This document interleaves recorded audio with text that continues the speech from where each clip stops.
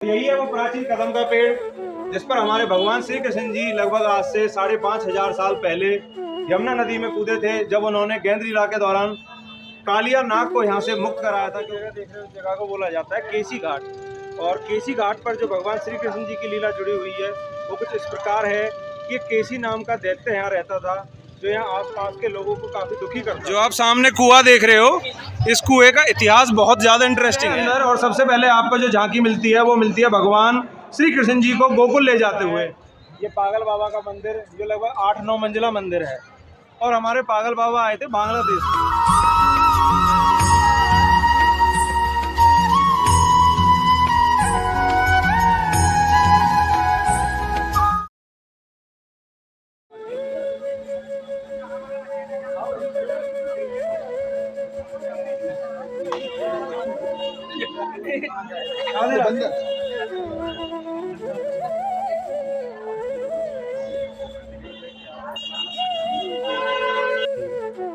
तो यही है वो प्राचीन कदम का पेड़ जिस पर हमारे भगवान श्री कृष्ण जी लगभग आज से 5,500 साल पहले यमुना नदी में कूदे थे, जब उन्होंने गेंद लीला के दौरान कालिया नाग को यहाँ से मुक्त कराया था। क्योंकि उसके यहाँ पे रहने से जो यमुना नदी का जल था वो पूरा जहरीला हो गया था। जो यहाँ के पशु पक्षी थे और जो जलीय जीव थे, अगर वो उस पानी को पीते थे तो उनकी मृत्यु हो जाती थी। तो उसी कारण से इस जगह को बहुत श्रापित माना जाता था उस समय।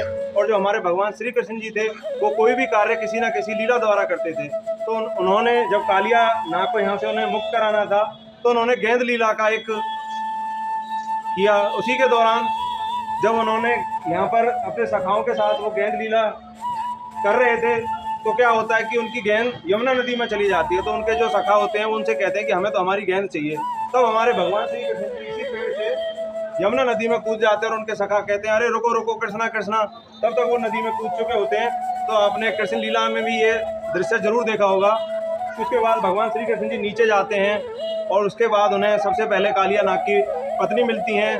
तब वो समझते हैं कोई छोटा बच्चा वैसे ही आ गया। तब उनसे कहते हैं कि आप यहाँ से जल्दी चले जाओ, अगर मेरे पति जाग गए तो वो आपको छोड़ेंगे नहीं। पर उनको कहाँ पता था कि ये तो स्वयं नारायण है। उसके बाद जब कालिया नाग आता है तब उनका आपस में युद्ध होता है।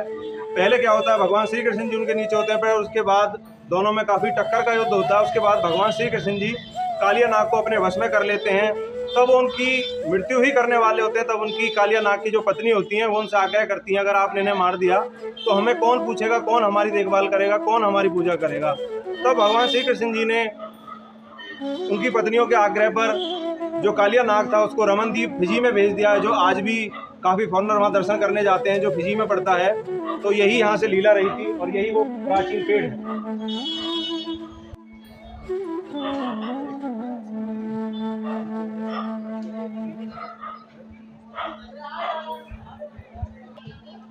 तो यही वो पेड़ था, यही वो जगह थी जहाँ से भगवान श्री कृष्ण जी यमुना नदी में कूदे थे और उन्हें कालिया नाग को यमुना नदी से उन्हें मुक्त कराया था। क्योंकि उनकी वजह से यमुना नदी काफ़ी जहरीली हो चुकी थी। और कुछ इस तरीके का ये स्थान है।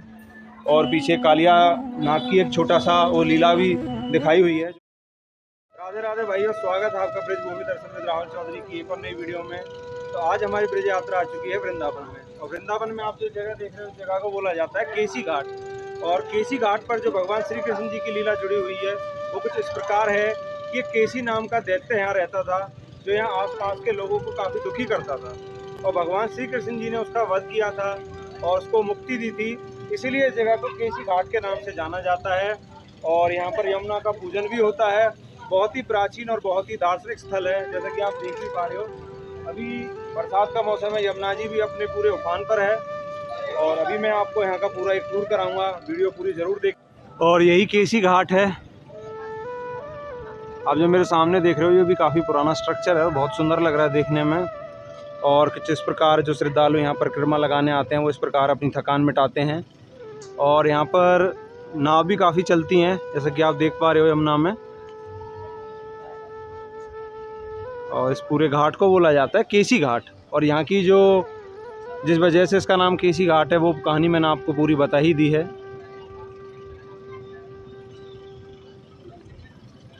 मानो कि आप बनारस के किसी घाट पर आ गए हो, कुछ इस प्रकार का ये घाट है।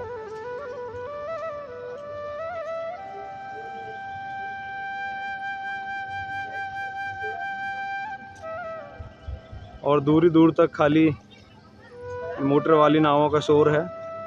थोड़ा जूम करके दिखाता हूँ मैं आपको। और आप बीच में सामने वहाँ देख रहे होंगे एक हट है, एक झोंपड़ी बनी हुई है। जब पहले यमुना जी में पानी कम होता है तो बीच वाली वो जगह खाली होती है। अब जब पानी भर गया तो वो भी डूब गई है।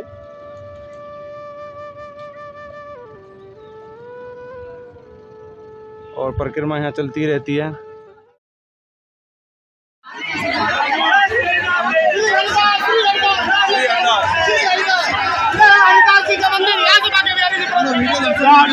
जो आप सामने कुआं देख रहे हो, इस कुएं का इतिहास बहुत ज़्यादा इंटरेस्टिंग है। वो बताएंगे हमारे अभिषेक भाई। जी अभिषेक भाई, ये वही कुआं है जहाँ बांसुरी बजाते बजाते ललिता सखी को प्यास लगी तो कृष्ण भगवान ने अपने बांसुरी से उन्हें जल पिलाया था यहाँ से, इस कुएं से। तो काफ़ी प्राचीन कुआं है ये भी। जी बहुत पुराना। एक बार से मैं फिर से दर्शन कराता हूँ आपको। समझ हटना एक बार। तो ये आप दर्शन करें ललिता सखी जी के कुएं के। यही वो मंदिर है जहाँ पर हमारी श्रृंगार चढ़ाया जाता है। और श्रृंगार जो किया जाता है वो रात को यहीं रखा जाता है और सुबह पान भी चबा हुआ मिलता है और श्रृंगार भी का पूरा सामान यूज हुआ मिलता है। और यही है रासलीला मंच, जो निधि वन का, जहाँ आज भी रास की जाती है और नित्य रास होती है। तो अभिषेक भैया कुछ बताइए इसके बारे में। इधर आइए, पेड़ भी दिखाते हैं जो रात को सखी बनते हैं। यही वो पेड़ हैं, बताइए भैया। यह आज भी यहाँ से कृष्ण भगवान, राधा रानी और जितने भी आपको ये पेड़ दिख रहा है ये सारी गोपियाँ हैं जी। ये भी रात को 12 बजे ये गोपियाँ बन जाती हैं, सखी बन जाती हैं, ये भी रास रचाते हैं। और आज भी यहाँ रास होता है, नित्य दिन होता है, प्रतिदिन होता है। रात को 12 बजे यहाँ कृष्ण भगवान राधा रानी का श्रृंगार करते हैं, यहीं बैठ के रास रचाते हैं। 5 बजे आते हैं और गोपियों के साथ रास रचाते हैं। जय श्री राम। और यही वो रास मंच है जहाँ पर वो रास होता है। अच्छा, इसी जगह पर राधा कृष्ण जी बीच में होते हैं और गोपियाँ साइड में होती हैं और यहीं वो रास रचाया जाता है। अब चलते हैं आगे की तरफ। बंसी चोर राधा रानी का मंदिर है। अच्छा, बंसी चोर राधा रानी का मंदिर। हाँ, कृष्ण भगवान के बंसी चोर आकर राधा रानी यहाँ आके बच के आ गई। और उसके पीछे की कहानी मैं बता ही चुका हूँ कि क्योंकि राधा जी कहती हैं कि आप अपनी बंसी से ज़्यादा प्यार करते हो, मुझसे कम करते हो, इसलिए राधा रानी जी उनकी बंसी को चुरा लिया। हाँ। ये मेरी सौतन बनी पड़ी है। आप इसके ज़्यादा चक्कर उनसे ज़्यादा इग्नोर करते हो।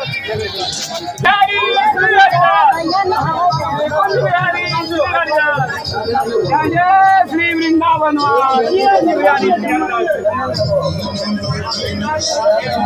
जीवन का आपको एक चीज़ मैं और दिखाता हूँ, जैसे कि मैंने भी ये पहली बार ही देखा। हमारे अभिषेक भैया ने हमको बताई कि जो आप पीछे समाधि देख रहे हैं, ये समाधि उन लोगों की समाधि है जिन लोगों ने छुपकर हमारे भगवान श्री कृष्ण जी और राधा जी और गोपियों की वो रास देखनी चाहिए। उन लोग या तो वो अंधे हो गए, पागल हो गए, या वो मर गए, और ये उन्हीं लोगों की समाधि है। आप देख सकते हो।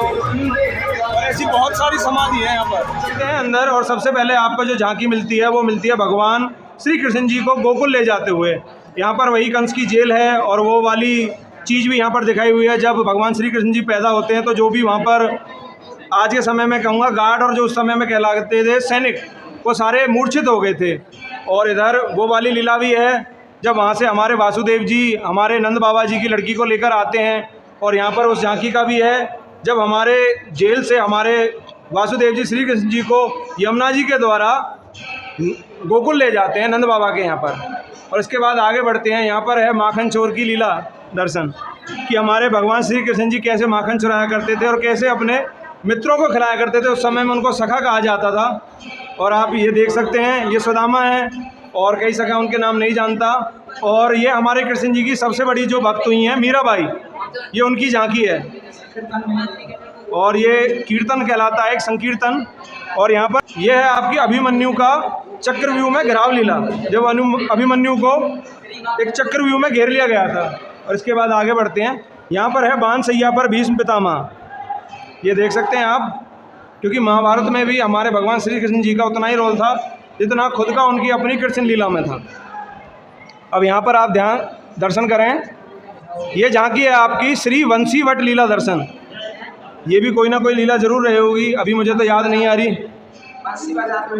अच्छा, बंसी बजाते हुए की एक कह सकते हैं ये उनका दर्शन है।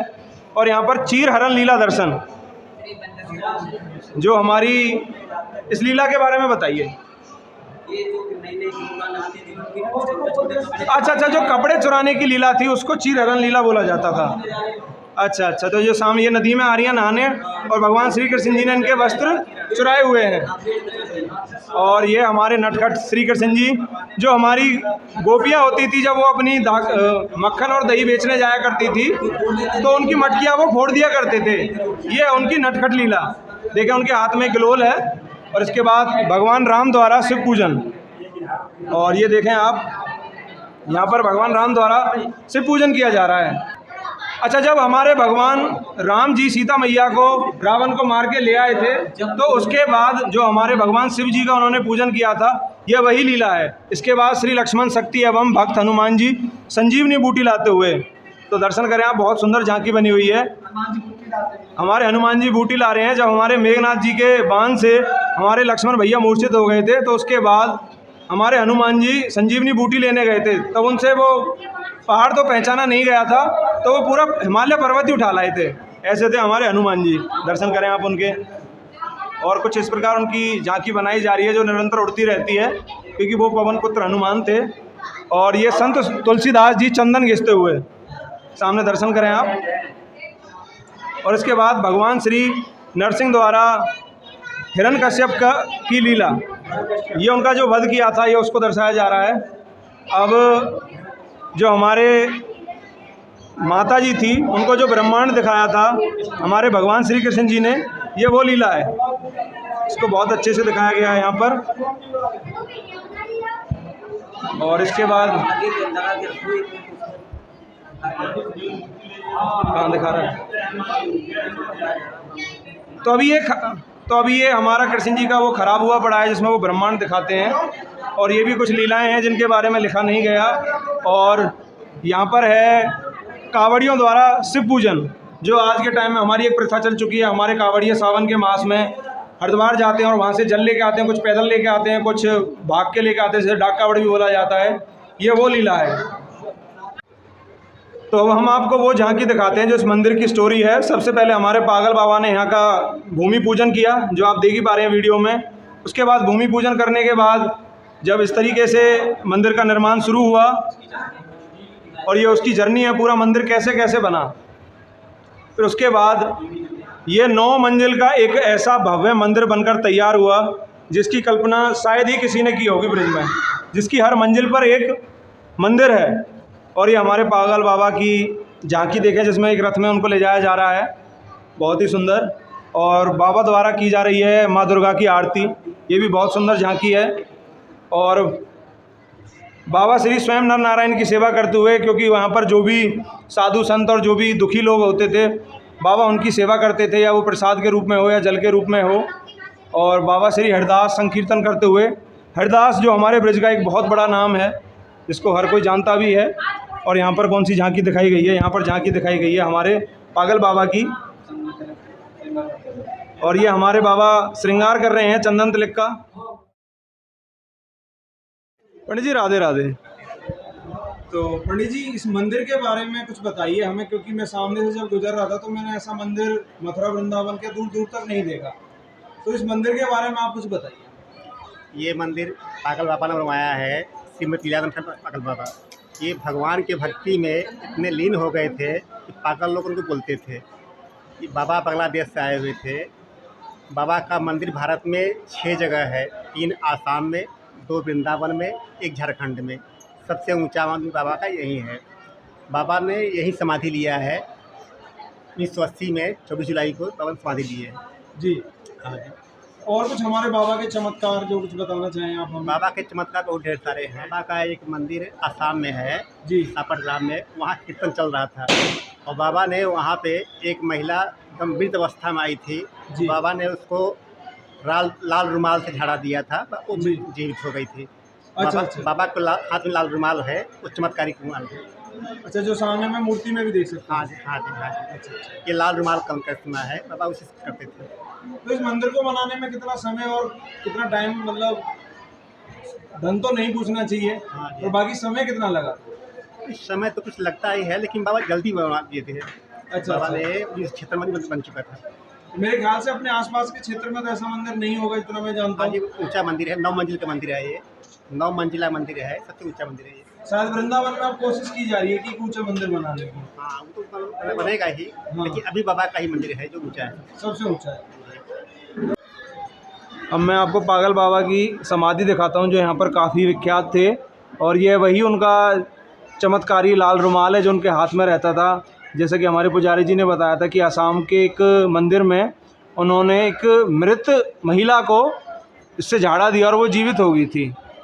आज हमारी बड़ी यात्रा वृंदावन से निकलकर मथुरा जा रही थी और रास्ते में पड़ता है ये पागल बाबा का मंदिर जो लगभग 8-9 मंजिला मंदिर है।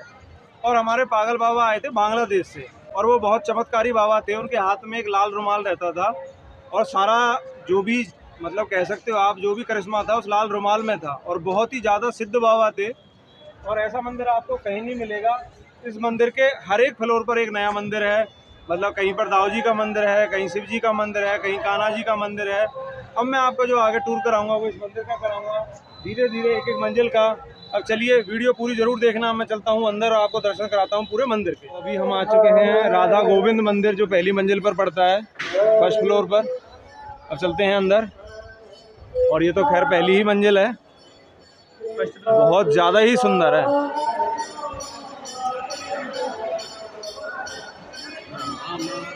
सामने दर्शन करें आप हमारे राधा गोविंद जी के। आप यहाँ से देखें कि कितनी सारी भीड़ इस मंदिर पर है। भंडारे पर सबसे ज़्यादा भीड़ है, लाइन अभी तक नहीं टूटी हुई है और शाम हो चुकी है। उसके बाद चलते हैं ऊपर की लास्ट मंजिल पर। ये इसकी आखिरी मंजिल 9वीं मंजिल, और यहाँ पर एक शिवलिंग है, और ऐसी अद्भुत शिवलिंग मैंने तो अपनी ज़िंदगी में नहीं देखी जिस पर ओम लिखा हुआ है और ऊपर मेरे ख्याल से अष्टकमल बने हुए हैं। ओम है, अच्छा ओम, ये शिव जी नहीं है, ये ओम है, ओम का आकार है, लिखा हुआ है सामने। ये भी अपने आप में करो की चीज़ है। इसी से ब्रह्मांड, ये ब्रह्मांड है कौन, इन्हीं के द्वारा चलता है। अच्छा अच्छा, सबसे बड़े पूजनीय यही है, ओम से बड़ा कुछ नहीं। ओम से बड़ा कुछ नहीं, यही देता है यही लेता है, इसी से संसार की उत्पत्ति है सारी। ठीक है, बहुत अच्छी जानकारी देने के लिए धन्यवाद पुजारी जी, आपका राधे राधे।